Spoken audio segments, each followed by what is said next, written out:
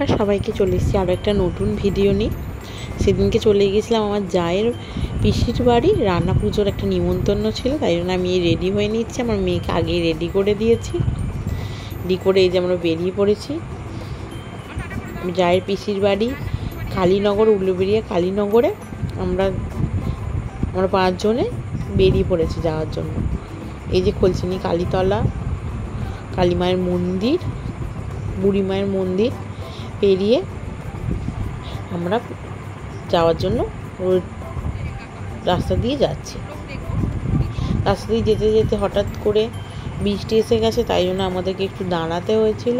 তারপরে এই যে ভিজে রাস্তা পেরিয়ে, ওয়েদারটা কিন্তু খুব সুন্দর ছিল, পেরিয়ে আমরা চলে যাচ্ছি। প্রকৃতিটা খুবই সুন্দর লাগছে দেখতে, চারিদিকটা। গিয়ে কিছুক্ষণ বসে আমরা খাওয়ার জন্য বসে পড়েছিলাম মা মনসা ঠাকুরের রান্না পুজোর ভাত খাওয়ার জন্য। আমার মেয়ে কিন্তু নিজের হাতে খাবে বলে বায়না করছিল, আর ওখানে যেতেই ওখানে ওকে লজেন্স কিনে দিয়েছে, সেগুলো নিয়ে ভীষণ খেলতে ব্যস্ত ছিল। এই যে আমাদেরকে খাবার দিয়ে দিয়েছে। আমার মেয়ে ইচ্ছা হয়েছে নিজে খাবে হাতে করে।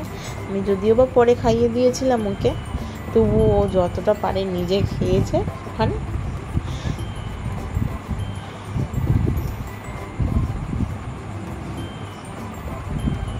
চলো আমরাও খাবার খেয়ে নিই।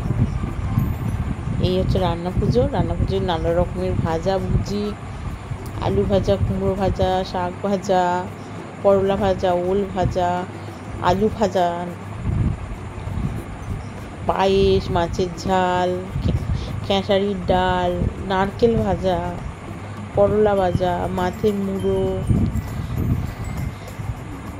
তার সঙ্গে আরেকটা স্পেশাল ওদের রান্না হয়, রান্না পুজোর যে সবজির যে খোলা থাকে সেটা একটা তরকারি হয়, ওটা ভীষণই খেতে দারুণ ছিল। রান্নাবান্নাও খুব সুন্দর ছিল। ওখানে গিয়ে আমাদের খুবই ভালো লেগেছে।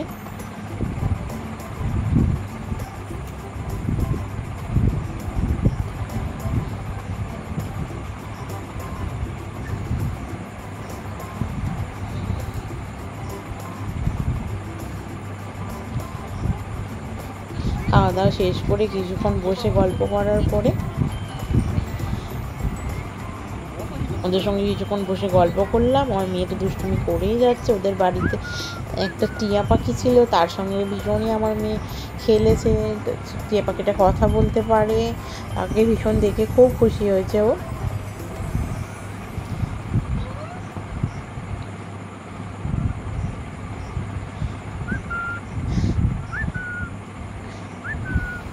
যারা আমার ভিডিও রোজের দেখছো, প্লিজ আমার চ্যানেলটা সাবস্ক্রাইব করো, এরকম আরও ভিডিও আমি দিতে থাকবো। তারপরে ওই 4টে নাগাদ আমি ওদের বাড়ি থেকে আমরা বাড়ি চলে আসি।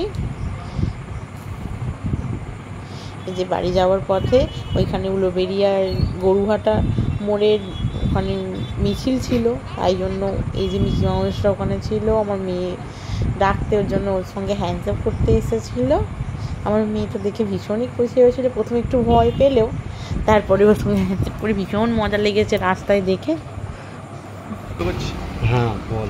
তারপরে ওখান থেকে আমরা চলে গেছিলাম বাউরিয়া একটা দাদুর ফেমাস চপের দোকান আছে, যেখানে প্রায় 35 রকমের চপ পাওয়া যায়। নানা রকমের মাছের কাটলেট, আর চপগুলো ভীষণ খেতে ভীষণ টেস্টি। চিকেন সিঙ্গারা, মুসুর ডালের পুর দিয়ে এক রকমের কাটলেট পাওয়া যায়, যেটা আমরা ফ্রাই করেছিলাম। সেটা তো ভীষণ টেস্টি খেতে, আর দামও খুবই কম, 10 টাকার মধ্যে।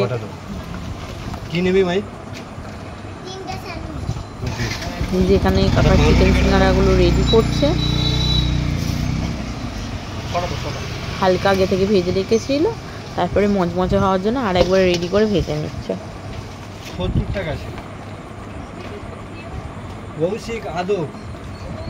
এই যেখানে মাছের কাটলেট, বেগুনি, ডিমের ডেবিল, ভেজিটেবিল,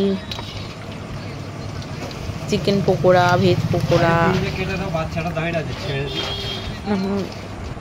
প্রায় 32 থেকে 35 রকমের আইটেম তেলে ভাজার এখানে পাওয়া যায়। স্যান্ডউইচ, ব্রেড পকোড়া যেটাকে বলে। তা লাস্ট আমি কটা সিঙ্গারা কিনে নিয়েছিলাম বাড়িতে নিয়ে যাওয়ার জন্য, চিকেন সিঙ্গারা। আর এই যেখানে ফ্রাই করেছিলাম, ওপরে মুসুর ডালের পুর